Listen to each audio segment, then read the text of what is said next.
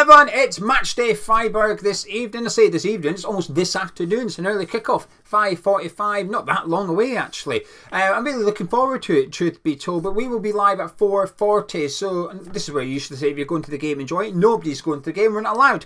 So please do join us at 4:40 on this channel with our live build-up show. Hopefully we'll see some of you there in the live chat. Anyway, David Moyes has confirmed not only is Michail Antonio injured and missing this game, he's not even travelled to Germany, and not only that, he's a doubt for Sunday's game against Newcastle. We'll deal with that tomorrow. What a win for them. St James's Park looked a little bit special last night. But anyway, all about West Ham today, no Michail Antonio. Now originally when I heard this, I thought, well, this is a problem, isn't it? Because we can only really play with Antonio. We don't know how to play with Antonio. And he's having a really good season. I thought he was poor against Liverpool, but apart from that, I think he's had an excellent start. I thought he was good against Sheffield United, perhaps not at his best, but in the first half I thought he was a real menace in the way that he occupied all three Sheffield United defenders at some points. It was creating the space for Jared Bowen to run into, for Thomas Souček and Ward-Prowse to get in the box as well. A vital role that Antonio does. And we know this, I'm not trying to convince you, you know this, that if Antonio doesn't play, we struggle. The performance efficiency of West Ham under David Moyes decreases somewhat drastically without Antonio on the team. Now, while Moyes didn't only address the fact that Antonio is missing, he also addressed the fact that Mubama won't start. He said what you'd expect him to say. He's only 18, he's a really good player, we've got big hopes for him, but he's not quite ready yet, so he won't be starting, but he might get minutes and we're going to try and get game time for him. I thought it was a reasonable answer, truth be told. I didn't really have much issue with it. Would I prefer Mubama to start? Do you know something? No, I don't. I want Kudus to start. So while I bang the table about Mubama not starting against Lincoln, I won't do the same tonight, because it's a much...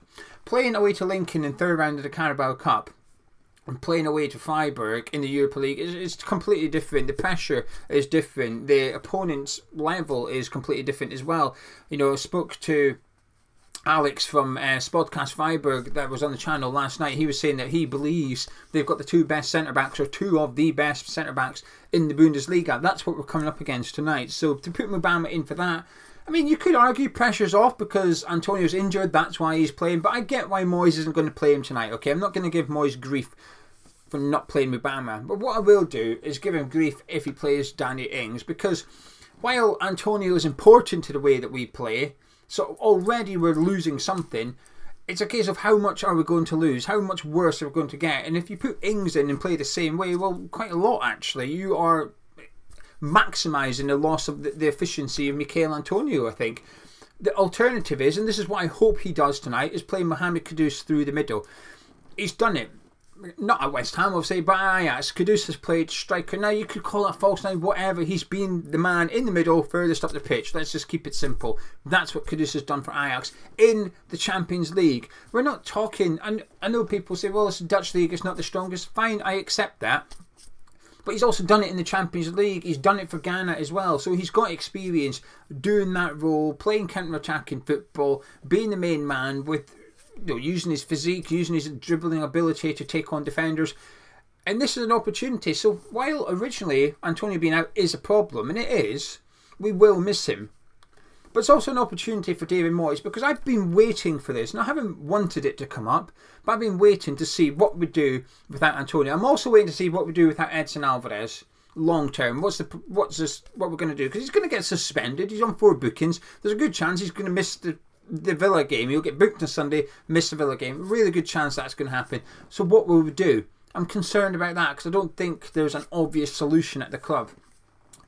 With Antonio, again, I don't think there's an obvious solution. So, funny enough, actually, the one player last season that was perhaps a little bit irreplaceable was Jared Bowen. Well, we've sorted that. Kudus can now do that role. Kudus can now go play on the right of a front three. But for Antonio, I still don't know. I know what I want to see. We've just talked about it, Kudus up front. But I think what we will see is Danny Ings up front, and it's gonna stress me out a little bit before kick-off. And this isn't doubting Ings as a footballer. I think Ings is a wonderful footballer. I think technically he's fantastic. I think his build-up play is really good. He drops deep and gets involved. I think he's good at that. I will say he's a really good finisher, but after Lincoln, well, it's a bit hard to claim that in a minute. But he's a really good finisher. He's proven it in Premier League year after year, season after season. But even this season and in pre-season, when Ings has looked good, is when someone's been up front alongside him. We saw it against TSC 2 weeks ago on the Thursday night when Ings was up front and he was involved. I thought Ings was fantastic outside the 18-yarder. The problem was we wanted him in the 18-yarder and he wasn't there. But when Antonio came on the pitch, and they weren't on the pitch together for that long, but Ings looked better. He just looked better straight away with a strike partner next to him. Now, I wasn't at the Lincoln game, but I've heard from those that were, quite a few people who don't know each other as well, said that Ings wasn't the greatest against Lincoln, but once Mubama took to the pitch, he was better straight away. He had a strike partner who's doing all the pressing, and it allowed Ings to do what he wanted to do. So Moyes has got a big decision tonight, but it's a bit of I feel like an easy one. Like I said, I strongly think he'll go with Ings, but he could try something tonight and he doesn't have to take responsibility for it. If he was to drop Antonio, play Kudus, it went wrong, you know what the question's going to be. What do you do that for? And he's got to justify himself. He doesn't have to do that tonight. Antonio's injured. There you go, blank canvas up front. Now, we're all expecting Danny Ings. I'd imagine Freiburg are expecting Danny Ings up front as well. And I'm just praying. I want to see something different. Now, there is a slight concern, which is there's doubts over Jarrod Bowen. Now, Moyes didn't really speak about Jarrod Bowen's injury. He spoke about Antonio being out. He also mentioned that Ben Johnson and Alan Creswell are also injured for this one. But there were doubts over Jarrod Bowen earlier on in the week because he picked up a bit of a knock against Sheffield United. Now, if he's out as well, I think that sort of picks the team for us, which would be Kudus and then Ings up front and Kudus on the right in Bowen's position. But if Bowen's available, and I hope he is, I would love to see Kudus central and Bowen outright. Now, in fairness, if Moyes was to select Bowen and Kudus, I'd imagine it would be the other way around. I think we'd see Bowen down the middle and Kudus on the right, and that's not what I want to see. I still prefer Kudus central. Like I said, I've seen him play for Ajax, not loads. I'm not claiming I've seen Kudus play striker for Ajax 20 times, but I always think you don't need to. You don't. When someone says how good's a certain player, and someone will reply and say how often you've seen him. Do you know something? Sometimes 3 times is enough. Sometimes if you watch the same team for 3 games and you see the same player for 3 times and he plays really well, you can tell straight away how good a player is. Sometimes you don't need to watch them 30 times to know if they're a good player or not. Sure, you need to watch them more than 3 times. You want to know if they're suitable for the way that you play and see them in different situations, etc., etc. You get what I'm saying. But I've seen Kudus enough up front for Ajax in the Champions League and in the Dutch League, lesser times, but more in the Champions League. And he's done well there. He's scored goals there. He's scored goals as a striker in the Champions League. We're in the Europa League now, up against Freiburg. Let's give Kudus a shot, because this is an opportunity for David Moyes to work out a plan B. I think there was a lot of disappointment we didn't sign a striker. I'll be honest with you, in the summer I wasn't that bothered, because I thought, well, if we sign a striker, Mubama's opportunity, he's now 4th choice striker at West Ham. Mubama was getting no minutes. Well, he's getting no minutes without us signing a striker anyway. So I kind of wish we did sign one, because if I was naively hoping Mubama would get an opportunity over Danny Ings after pre-season, because I thought Mubama looked excellent. So I thought he would go. Hopefully the kid will get a chance, because he got told he's not going out on loan because we need him in the first team. He was basically promised minutes, and that justified why we weren't sending him out on loan. So I thought, well, give him minutes then. He's going to get minutes. He hasn't had any. Well, he's had some, but not that many. And when the club put up a video yesterday, it doesn't mean much, but they put up a video yesterday as the players were arriving at training. They've started doing this more, not just with the men's first team, they're doing it with the women's team as well. They're coming in, they're just asking them a random question, and I think it's quite good. A little insight into their personalities or whatever. And the one for the players yesterday as they were arriving was, what's your favourite moment of the season so far? And most picked Chelsea. Emerson picked Chelsea, Paqueta picked Chelsea, Souček picked today because he was with Dave Martin. Ben Rama picked his assist away to Brighton. Pablo Finals picked pre-season. He said Australia. Pablo Finals' favourite moment this season so far was pre-season. But Mubama was when I got minutes. That's what he said, and I thought, bless him. I felt a little bit sorry for him actually. But anyway, Moyes tonight. Let's give the kid a chance. Let's see an opportunity. You've got a chance to do something different rather than just playing Danny Ings. Let's see Kudus up front, because it might work. And this is what I was trying to say. We need a plan B for or without Antonio.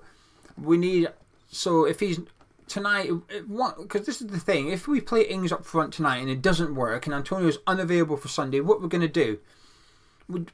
He'll probably just play Ings again and hope it starts working. Well, actually, play Kudus tonight, and if it works, fantastic. You've got a plan for Sunday, and if it doesn't work, play Danny Ings on Sunday. Switch it up and go back to Danny Ings, because you could turn around and say, look, I had to play Ings today because I tried Kudus up front in the Europa League on Thursday night. It didn't work, so I've gone back to my Premier League proven striker in the Premier League. Fine, I get it. But at least give Kudus an opportunity to show what he can do in that striker role, because he can play there. And this was my concern when we signed Kudus. When we bought him, my slight concern was, what's the plan with him? Because I think his best position's out on the right, but he's not getting that. That's Jared Bowen's. He can play in the centre. We've got too much competition in there. Paqueta can't get into the middle of our team at the minute. Well, he probably could, but it would mean dropping one of the three, which we're not going to do. I'm not seeing enough of him on the left to say that he can play on the left for West Ham. So maybe striker is where Kudus can actually grab his position at West Ham United. So we've got to play him. The one thing that gives me hope we'll see it tonight is David Moyes' coach. David Moyes spoke about how he spoke to Stephen Pienaar, who's at Ajax, about Kudus and Alvarez. And he also got his assistant, how do you say his name? Johnny Heitinga? I don't know how you pronounce his name. You know the one. This Dutch coach that he had at Everton that was at Ajax as interim manager last season. He was Kudus' manager, and he played Kudus up front, and Kudus scored goals for him as striker. So I just pray that Moyes has got a first team coach in his ear this week saying, play Kudus, put Kudus up there. I know how to play Kudus as striker. Let me sort that bit for you. Please, Moyes, listen to Heitinga. Sorry, that's how I'm pronouncing it. And let's see Kudus up front. Anyway, my point is, I'd like to see Kudus up front. Antonio missing is a problem, but it's also an opportunity for David Moyes. I hope he takes it. We are live at 4:40, so please come back at 4:40. But if you enjoyed this video, please do drop a like on it by clicking the thumbs up. Subscribe to Ham's Chat, and I'll catch you at 4:40.